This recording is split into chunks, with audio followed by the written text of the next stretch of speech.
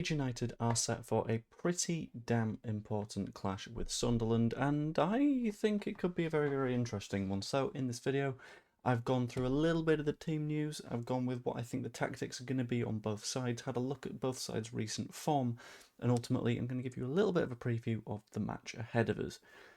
Before I do that, pop a like on the video, subscribe, that'd be really nice. It's 2 clicks compared to the time it takes to do the research and put these together, which, you know, takes a while whilst holding a baby that's asleep on you. So, yeah, thank you. Anyway, getting into it.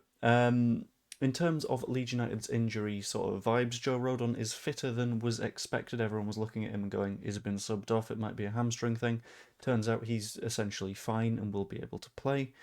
Noah Okafor is still out, which is a little bit of a shame because we know that Noah Okafor is quite good at this football business, but he's unavailable, which is sort of, yeah, alright, fine, we'll find a way to work around it, and I think that might affect our formation and the way we line up. However, there is one player that is in doubt. That is James Justin, who had to have stitches after the Man City match. You know, the Man City match in which James Justin committed a foul that ended with James Justin bleeding out of both of his feet.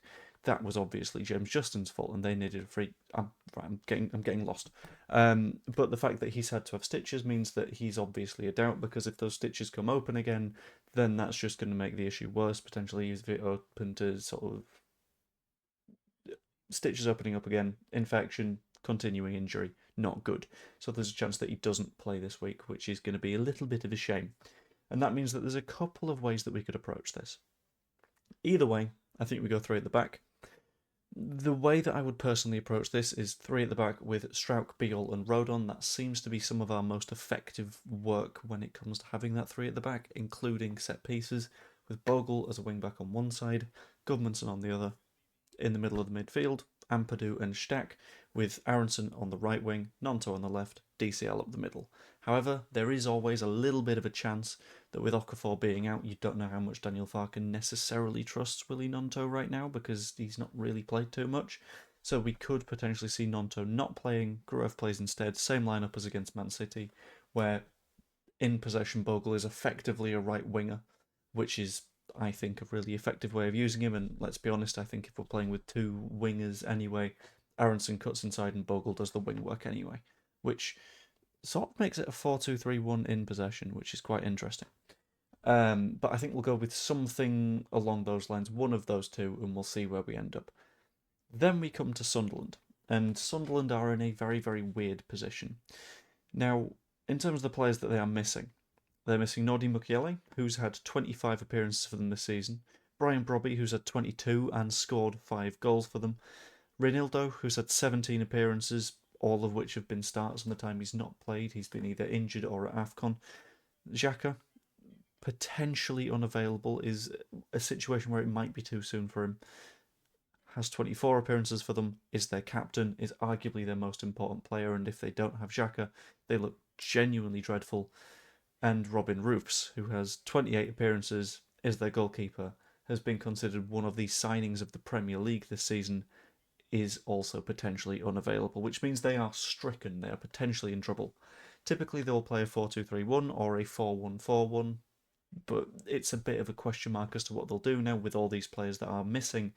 And then you have a look at their form.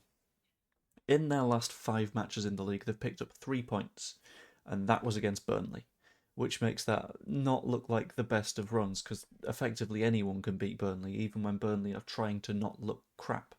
They will score 3 and still find a way of losing.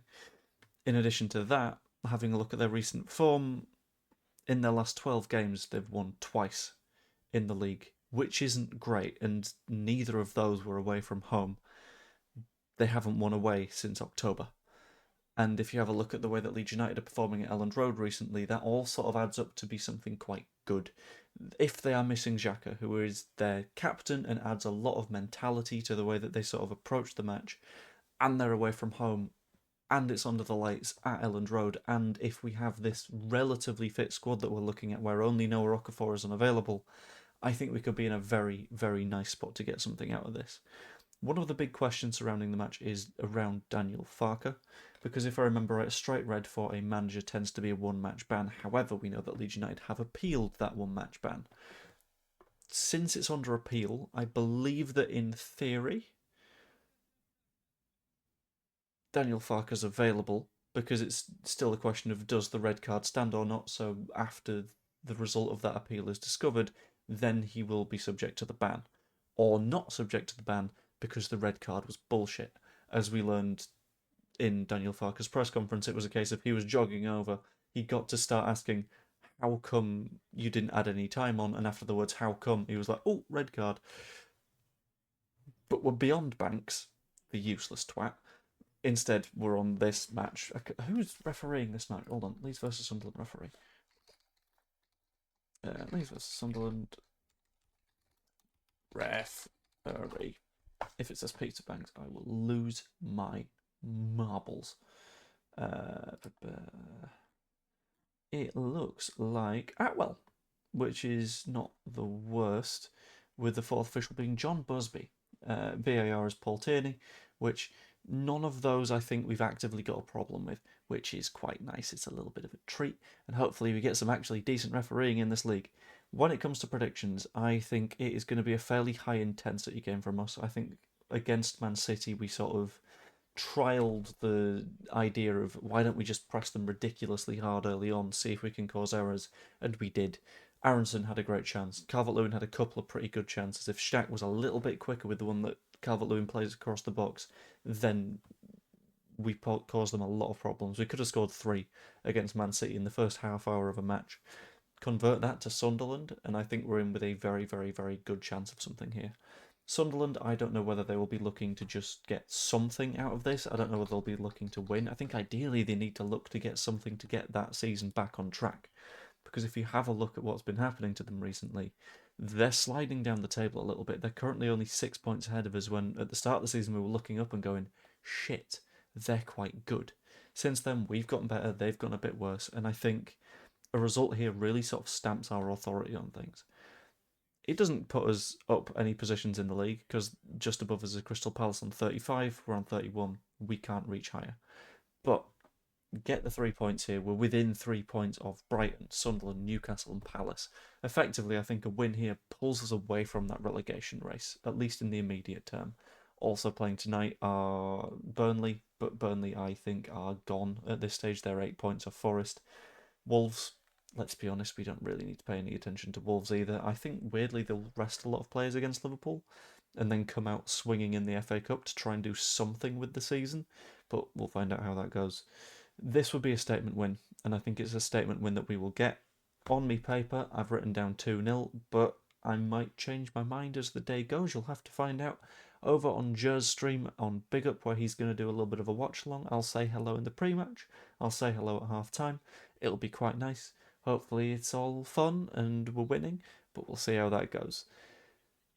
Anyway, yeah, let's just win. That'd be quite cool. Hope you enjoyed the video. If you did, pop a like in it, subscribe, all the fun bits. And I will see you later. Doodaloo. I might do a stream tomorrow as well. I don't know. I've not decided. We'll see. Au revoir.